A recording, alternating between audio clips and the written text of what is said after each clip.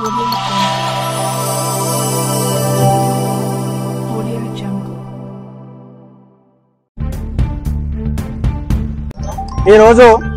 లోకేశ్వరం మండలం మా గ్రామం అబ్దుల్లాపూర్ వచ్చేసి మేము రైతులమందరం గత 2 నెలల నుంచి మేము వరి కటింగ్ చేసిన తర్వాత కూడా ఈ జిల్లా యంత్రాంగం కావచ్చు, జిల్లా నాయకులు కావచ్చు, ఎవరు కూడా స్పందన లేకపోవడం సరికి 2 నెలల నుండి కోసిన వడ్లు కోసినట్టు కళ్ళల మీద పడి ఉన్నాయి, పేల లెక్క ఎండిపోయినాయి.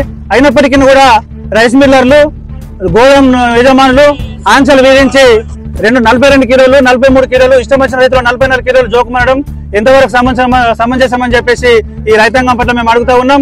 ఈ రాష్ట్ర ప్రభుత్వం వెంటనే రైతు పక్షపాతి ప్రభుత్వంగా పేరు ఉన్నది కాబట్టి ఈ రాష్ట్ర ప్రభుత్వం వెంటనే తక్షణమే చర్యలు చేపట్టి రైతులకు ఎటువంటి ఆంక్షలు విధించకుండా 42 కిలోల కాడికి మేము ఇష్టపూర్వకంగా ఇస్తున్నప్పటికీ కూడా జోకడం లేదు కాబట్టి 42 కిలోల కాడికి జోకమని చెప్పి రాష్ట్ర ప్రభుత్వానికి, జిల్లా యంత్రాంగానికి మేము మా గ్రామ రైతుల తరఫున విజ్ఞప్తి చేస్తా ఉన్నాం.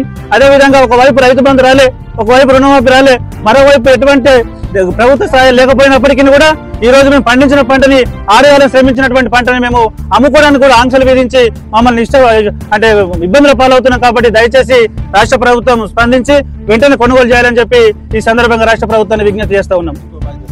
రైస్ మూవ్మెంట్ ఎక్కువ వస్తుంది. దీనికి సంబంధించి ఏ సమస్య ఉన్నా కూడా ఆర్డీఓగా నేను ఈ సెంటర్కి వస్తాను, దీనికి సంబంధించి ఏ సమస్య ఉన్నా కూడా మీరు నిరూపించాలి. గవర్నమెంట్ నార్మ్ అబ్దుల్లాపూర్ కొనుక్కోవడానికి మార్చారు.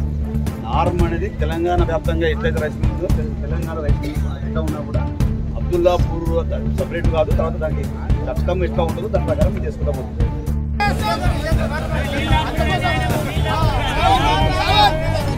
Vamos!